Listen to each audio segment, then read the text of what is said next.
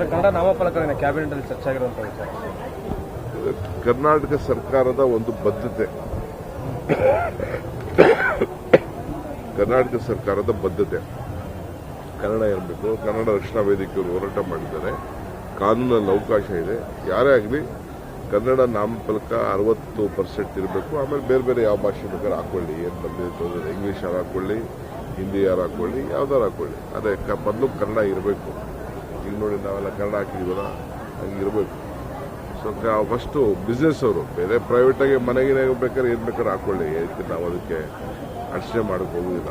ಆದರೆ ವ್ಯಾಪಾರ ಮಾಡೋರು, ಬಿಸ್ನೆಸ್ ಮಾಡೋರು ಈ ತಾಯಿ, ಕನ್ನಡ ಭೂಮಿಗೆ ಗೌರವ ಕೊಡುವಂತ, ಕಾನೂನು ಗೌರವ ಕೊಡುವಂತ ಕೆಲಸ ಮಾಡಬೇಕು. ಕನ್ನಡ ನಾಮಫಲಕದ ಕ್ಯಾಬಿನೆಟ್ ಅಲ್ಲಿ ಚರ್ಚೆ ಆಗಿರುವಂತಹ ವಿಚಾರ. ಕರ್ನಾಟಕ ಸರ್ಕಾರದ ಒಂದು ಬದ್ಧತೆ, ಕರ್ನಾಟಕ ಸರ್ಕಾರದ ಬದ್ಧತೆ ಕನ್ನಡ ಇರಬೇಕು. ಕನ್ನಡ ರಕ್ಷಣಾ ವೇದಿಕೆಯವರು ಹೋರಾಟ ಮಾಡಿದ್ದಾರೆ. ಕಾನೂನಲ್ಲಿ ಅವಕಾಶ ಇದೆ.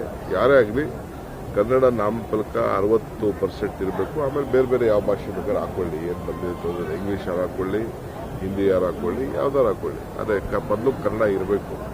ಈಗ ನೋಡಿ ನಾವೆಲ್ಲ ಕನ್ನಡ ಹಾಕಿದೀವಲ್ಲ, ಹಂಗಿರಬೇಕು. ಸೊ ಫಸ್ಟು ಬಿಸ್ನೆಸ್ ಅವರು ಬೇರೆ ಪ್ರೈವೇಟಾಗಿ ಮನೆಗಿನ ಬೇಕಾದ್ರೆ ಏನು ಬೇಕಾದ್ರೆ ಹಾಕೊಳ್ಳಿ, ನಾವು ಅದಕ್ಕೆ ಅರ್ಚನೆ ಮಾಡೋಕೆ ಹೋಗೋದಿಲ್ಲ. ಆದರೆ ವ್ಯಾಪಾರ ಮಾಡೋರು, ಬಿಸ್ನೆಸ್ ಮಾಡೋರು ಈ ತಾಯಿ, ಕನ್ನಡ ಭೂಮಿಗೆ ಗೌರವ ಕೊಡುವಂತ, ಕಾನೂನು ಗೌರವ ಕೊಡುವಂತ ಕೆಲಸ ಮಾಡಬೇಕು.